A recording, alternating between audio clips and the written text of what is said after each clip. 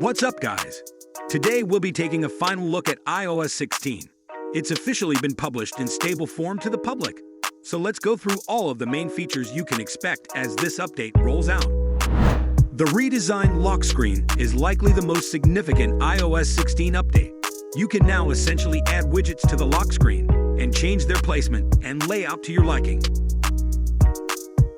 Lock screen was inspired by Apple Watch Complicate, so you can add items like your activity rings, alarms, battery levels, and the weather on the lock screen in this little widget pane. There's also a new menu for applying wallpaper to the lock and home screens. You can choose a wallpaper from a variety of categories. You can choose a background from your photo library. There is a preset for persons discovered in your photo library. And you can also use Photo Shuffle to select a specific collection of photos and have them randomly change. Then there's the emoji menu, which lets you create background art using a variety of emojis. You can alter the backdrop color and the pattern in which the emojis are displayed, among other things. Then there's the weather wallpaper option, which simply displays a wallpaper dependent on the current weather in your area. And of course, it will be animated. There is an astronomy wallpaper mode that allows you to choose from 5 different moon and earth wallpapers that are animated as well.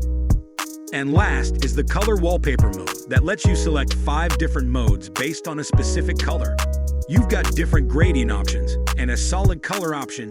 If you only use that, below all these options are a bunch of preset wallpapers based on those wallpaper menus. And then you've got collection folder, which gives you a bunch of different options based on Apple-made wallpapers. And over time, I've really come to love the layout of this menu and how easy it is to use. Another really useful lock screen related feature is that Face ID now works in landscape mode. So let's say if you're lying in bed with the phone horizontally, you'll still be able to use Face ID and unlock your smartphone, which is something I've been wanting for a long time. And as you can see, there's a completely different look to the media and music player within iOS 16 on the lock screen. And now you're able to view the album art for whatever music is being played in full screen mode by tapping on the picture of the widget in the background wallpaper will match the color palette of said album art. And if you want to revert back to the regular lock screen wallpaper, you just have to tap on it again. And as you can see, there's a little waveform icon in the corner that represents what's going on in the song. When you use the pause button or skip a track, the waveforms will become dark. Although there is no real functional value to adding this, I believe it's a pleasant addition. Scrubbing through sections of the track within the media player now has a somewhat different appearance. You can also notice in the corner that there is an aeroplane menu button. iOS 16 comes with new upgrades to the focus feature, including the ability to connect your lock screen setup with a certain focus mode. So if you have a workout focus, for example, you can switch to a more sporty workout theme setup with all these fitness and activity widgets available on the lock screen. There's also focus schedules, which will enable certain focus modes based on the time of day you opening a specific application or even being at a specific location. So for example, you can study focus schedule to automatically turn on your work focus mode when you arrive at the office in the morning or something like that.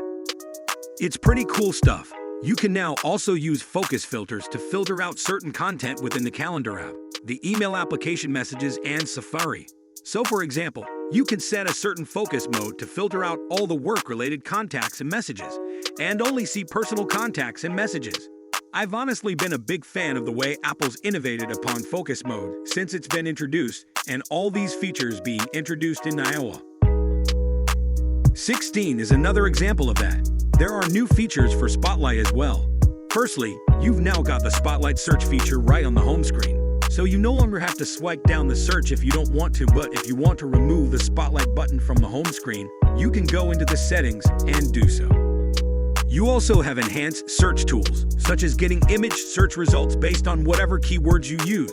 So if I search the word cowboy, Google will show me pictures of cowboy sauce. A fresh update that I believe most folks in iOS are looking forward to seeing. 16 represents all of the new iMessage features. Messages can now be edited up to 15 minutes after they are sent. All you have to do is long press iMessage and hit the edit button. You can now also undo sends up to 15 minutes after you send the message, which is something people have been waiting on for years, and you get a dope animation when doing it too. It's pretty cool. There's also a mark as read and mark as read feature. which allows you to eliminate or restore the blue message bubble that pops up next to your contacts within iMessage. When you've got a new message, you've now also got SharePlay via iMessage, which allows you to watch or listen to content in real time with someone you're communicating with over iMessage. And it will work with pretty much any app that supports SharePoint in general already. So Spotify, Apple Music, Disney Plus applications like that. FaceTime now also allows you to hand off FaceTime calls between Apple devices like an iPhone and iPad or iPhone and Mac.